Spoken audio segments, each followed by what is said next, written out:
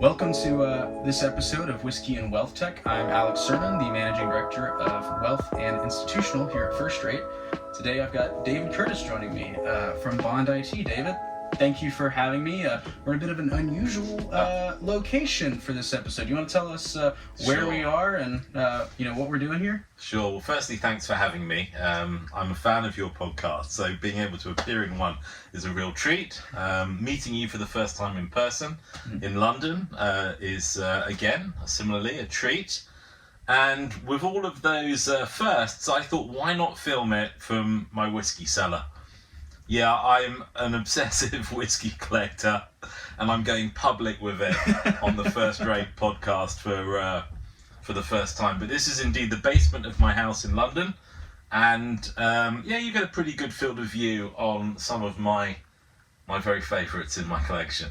Absolutely. I mean, it's an honor to be here and to get to experience your little hideaway. I mean, I think I'm surrounded by more whiskey than I ever have been before, and it's just pretty incredible, the collection you have here. So appreciate you opening up a bottle with me. Not at all. It's always nice to be able to, share something that I have collected with a true admirer of whiskey, which, just talking to you and hearing some of your knowledge, you're clearly right up there, Alex. Well, thank you. So what are we drinking today? Yeah. So this is a pretty special bottle. Yes. It's one that I own some casks of up in Scotland, but this is, and I'll try and show the bottle here. This is an Arran. So the Isle of Arran, I think they opened in 95, and this is a 96 that was bottled in 2016. Now, Alex and I spoke about this. It's a single cask. Yes. Right, we're both big fans of single cask, which is different to single malt. So this has got the cask number on, 1642, and hence you get a very, very consistent whiskey when you drink from a single cask, rather than a blend of different casks. So, what do you think? Oh, I mean, this is incredible, because, I mean, right off the bat, since it is cask strength and single cask, so it's not watered down at all from where they pulled it out of the barrel, and so higher proof than you might find at, your average bar. But, I mean, you can definitely tell it packs a punch on the nose, but, I mean, it's also very sweet. Yeah, 52.6. And perhaps deceivingly drinkable, right, with that sweetness. Because, I mean, second it hits your mouth, I mean, it is smooth, it's sweet, it's easy going down, a lot of honey, a little bit of caramel, a little bit of vanilla on it. It is aged in a sherry cask, so I'm not getting the typical sherry notes that I usually find in a sherry cask, but it's absolutely delicious. Good. Yeah, I think the sweetness is there, but you're right. Like the code's a bit lighter than I'd expect from a sherry cask as well. So it doesn't say if it was a reused sherry cask, but perhaps it was. Yeah, maybe. But this is phenomenal whiskey, and so I am certainly pleased and appreciative of getting the opportunity to come here and drink this with you. We did open a 96, if I may say, because that's the year of your birth as well. So yes. It's always nice to have something that, I guess, the barley. When in 96 were you born? January. Oh, okay. Yeah. So you're just ahead of the barley on this one. Yes. Yeah. Oh yeah. And but I mean, so that's one of those bucket list items that it's like, I want to have a whiskey that's exactly my age. I'd love to have a whiskey that's older than me. Yeah. So having started drinking whiskey right at about 21 for legal reasons, I've had the opportunity to have whiskey older than me, but I've never had I've never had this kind of, hand-selected bottle, single cask of the exact year of my birth. So this is a pretty darn unique experience. Excellent. Good stuff. So, now that we talked about the whiskey, while we enjoy it, let's talk about, so I mentioned earlier you're with bondIT, so, what is your role? Yeah. What is bondIT? And could you just kind of give us a rundown of, what you do and who you guys are? Yeah, certainly. So at bondIT, we're applying AI and other advanced technologies to fixed income markets.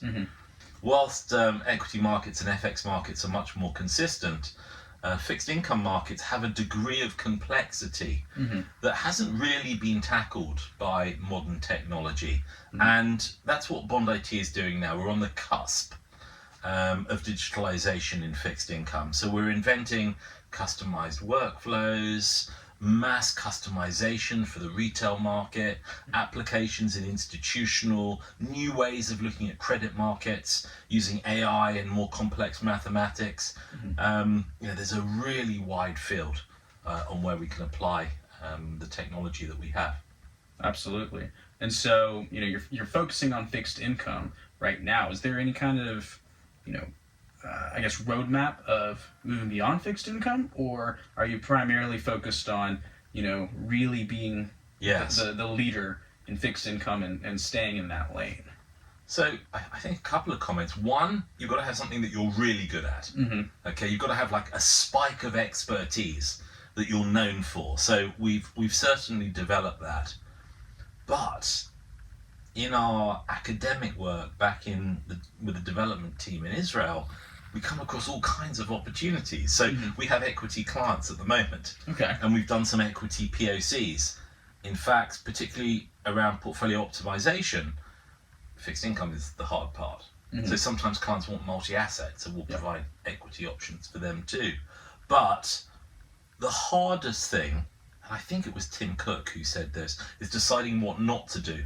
Because there's so much that you can do with technology. Yeah. You've got to decide what to do. And there we're really led by our clients. So I like to think of ourselves as having very innovative products, but also being really open and responsive to what clients need.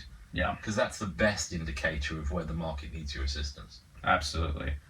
Speaking from experience, our list of projects that we would like to do is way longer than our list of projects we're going to get through in an easy amount of time. And so knowing what to do and what not to do is definitely a tricky way of doing it. And so being able to have clients listen to, getting their feedback, understanding what their wants and needs are, certainly is a good indicator of where you need to be moving as a firm and what you need to be developing to meet those needs. Absolutely.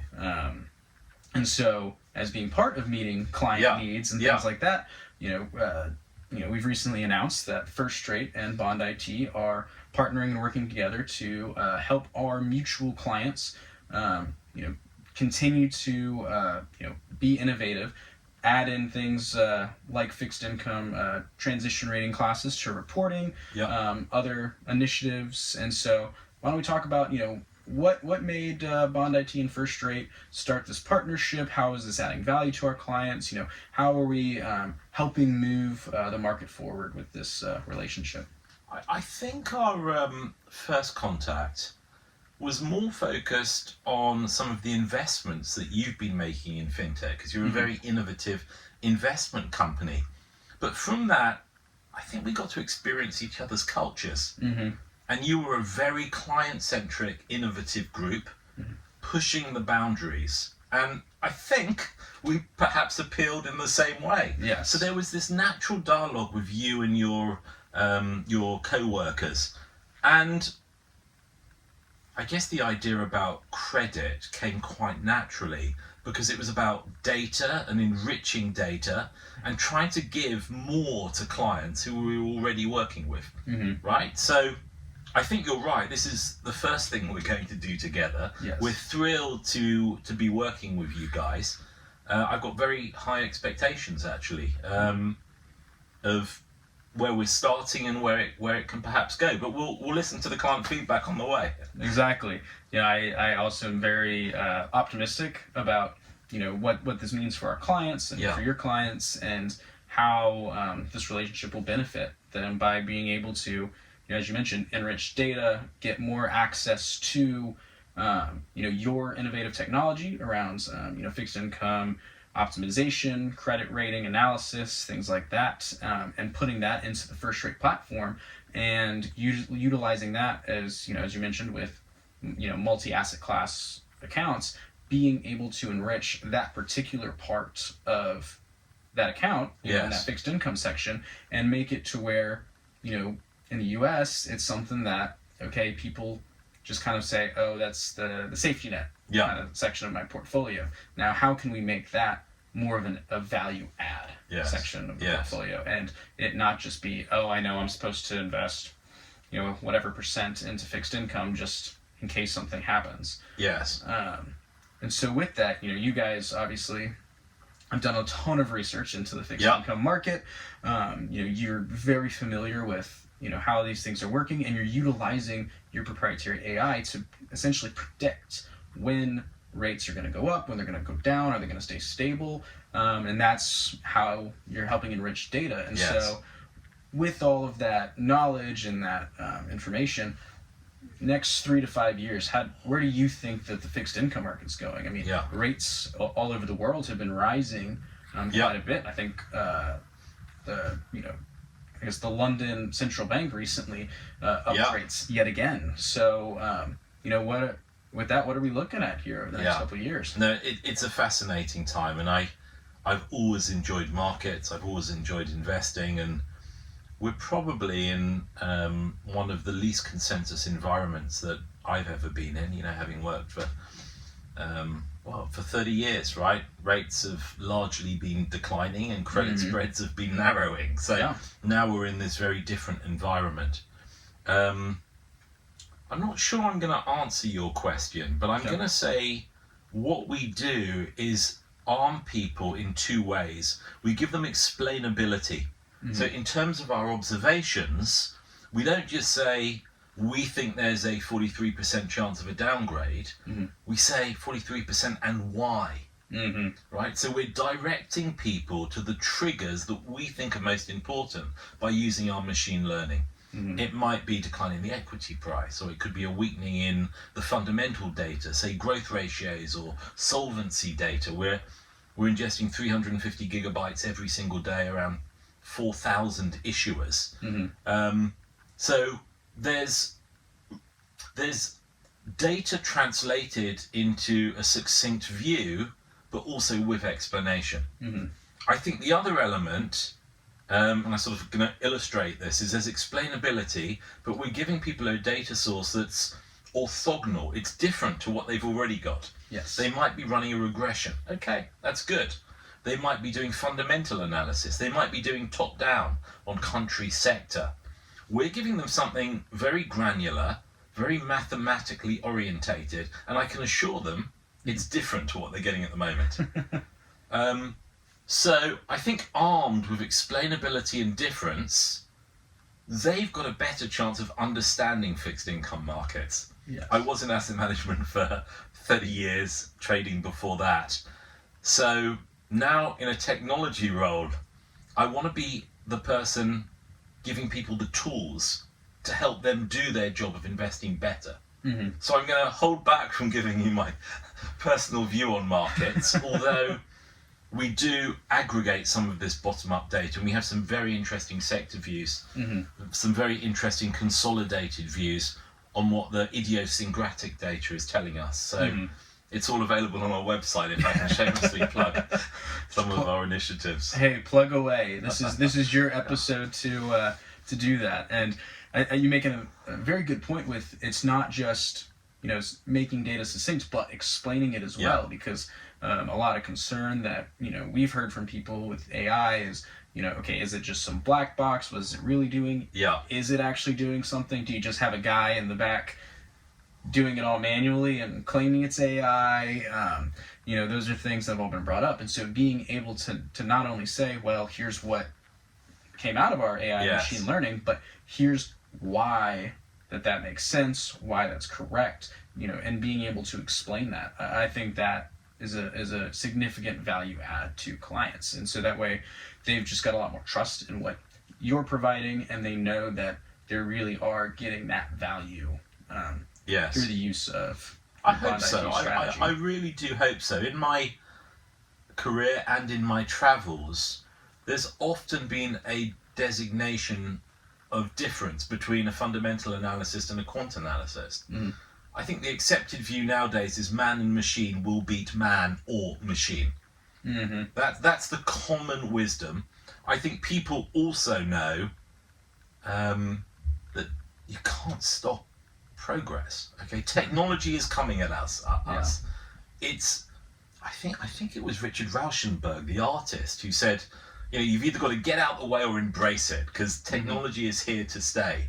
So, people aren't necessarily comfortable, which is why all of that AI regulation voice is coming up. It's really important. I'm not dismissing it at all, but the explainability factor gives people a way to engage in the data. And I think you're really right in highlighting that. That's our philosophy. We don't want to be just the advanced science technologists. We want to give people something useful for whatever seat they're sitting in.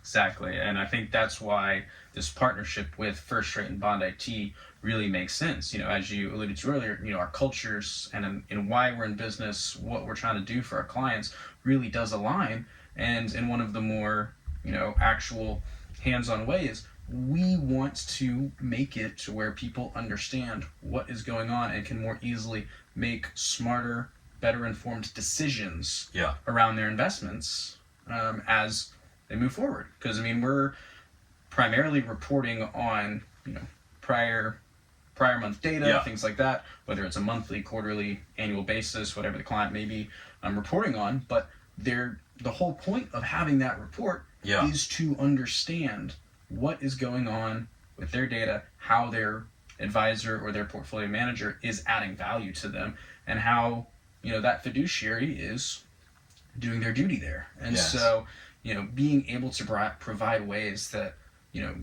better enhance and better explain what's going on, so that way they can make more informed decisions, is something that I think really encapsulates what that value add is holistically. Now, there's a lot of other details and minutia there, but being able to say, I'm adding value to my client, and you're, at the end of the day, making more money because of X, Y, and Z. It's as we discussed, economically, geopolitically, it is the most uncertain time many of us who have ever lived through. Therefore, you need all the help you can get. I think number two, it's beholden on people to just use the tools that are out there, right? If you can make better choices by embracing new, better ways to do things, it just needs to be done. So. And so we've talked a bit about kind of the various services that bondIT focuses on. So some of which about credit rating analysis, others optimization. I know you've got a few unique ways of optimizing portfolios. And so could you dive into a little bit more about that and help explain it to our listeners? Yeah, sure. Be delighted to. And I'm going to frame it this way, right? Optimization is the process that gets you from objective to being invested. It's a portfolio construction tool. What matters to us most is crunching the amount of time it takes for this is what I want my portfolio to do, to holding a list of securities in your custody account and having first-rate report on them. The optimization is a very powerful tool, but unless, again, the client can use it and engage in it to fulfill their needs, it becomes something academic. So we've done a couple of really clever things there. One, we ingest live pricing and liquidity. So we allow you to build portfolios on what's available. So the illiquidity question in fixed income is diminished. You've largely got access to marketable securities, depending on some caveats. Then, all in one place, you can execute on that portfolio and transact it through that live liquidity. So you don't waste time. You don't then pick up the phone and call traders and try and find the same price, and prices change and you have to change the portfolio. You can go straight from buy side to sell side at the click of a button. So the optimization is the engine that does that. It has to be fast, it has to be flexible, it has to be robust and consistent. I think that's the secret sauce of bondIT, right? I think ultimately we've built an architecture and have an algorithm that enables people to very successfully build portfolios based on their objectives and constraints. That's excellent. And so, I mean, that's exactly something that I think people are looking for, being able to optimize how they're constructing that, how they can, as you mentioned, turn their objectives into their investments and really get from point A to point B in a way that's easily understood and, kind of gets rid of some of those, Yes. Those issues that you talked about, like illiquidity and, being able to have that live data and being able to utilize that does really benefit clients, that you're cutting down on that time, you're able to be more accurate with what you're doing and get those returns that you're looking for. Absolutely. So, if I take your existing work with clients, I think Scoreable was a very obvious place to start, because we can inform them on what they're currently holding in their portfolio, and I hope we'll be able to highlight risks. Yes. That will move clients to take a closer look and scrutinize and find if it's the right asset for them. You've also got the holding data. Now, this is where the rebalance, the re-optimization could be used. If you take that data and say, if this is my objective, am I on the right journey there? Yeah, and for my own little plug, on our side, for future episodes, incorporating more risk information into reports is something that clients are looking for. And so being able to, kind of to your point, see, is what I am investing in efficient to achieve my needs? Like, are my risk and return contributions to the portfolio for the various asset classes, sectors, stocks, bonds, however deep of a level you need to go, is that actually efficient? And am I getting the right return for the risk that I'm incorporating here? And so being able to then turn around, utilize the data to optimize it and say, okay, maybe I should be investing in something different, and having a tool and the data to know what that is going to be quite a game changer for folks. I think it's doing more. I guess the cliche is more with less, but it's more with what you've already got. Yes. Okay, you've got an uncertain environment. The other element we see in all of our clients is resource constraint. Right? You have to do the same level of resource and get more from it. Therefore, you need to change processes. You need to adopt technologies that can help you, and that's a challenge. But we were speaking last week to a client based North America. Let me not be too specific. They said the flow they're seeing on their fixed income desk was 20-fold what they were seeing last year. Wow. If you listen to one of our clients, they mention us in a podcast. This is the Pershing business. They talk about 3 times retail flow year to date. This client is seeing 20-fold. I'm not only asked about whiskey, but some of my friends have been saying to me, where can I buy some bonds? Yeah. The yields on bonds are great. So the interest in fixed income is phenomenal. We come from a couple of decades where there's been underinvestment in fixed income technology, and there's a margin pressure on people to get really good results for their clients, but not necessarily spend more or make do with what they've got. So to solve that, you have to do things in smart, clever ways. Exactly. Now, I know we're running up on time here, so I want to, kind of final question. Yeah. What are other things that you would like our listeners to know about you or bondIT, or is there a question that I haven't asked you yet that you'd like to be asked? Look, I'm very keen to engage with clients that want the best technology for the problems that they're trying to solve, primarily in fixed income or multi-asset. The level of inquiry that we saw in Q2 was the highest we've ever seen.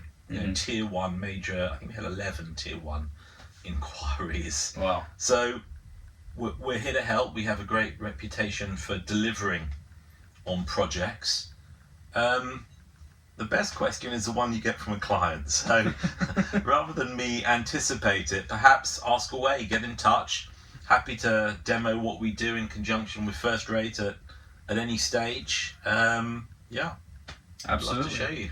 And as you hear, David, reach out to us. If you have any questions, we're happy to help and get you what you need. But David, thank you again for inviting me here into your home and opening up this fantastic whiskey with me. This has been an absolutely incredible episode, and I appreciate it. Terrific. So nice of you to come and join me. Cheers.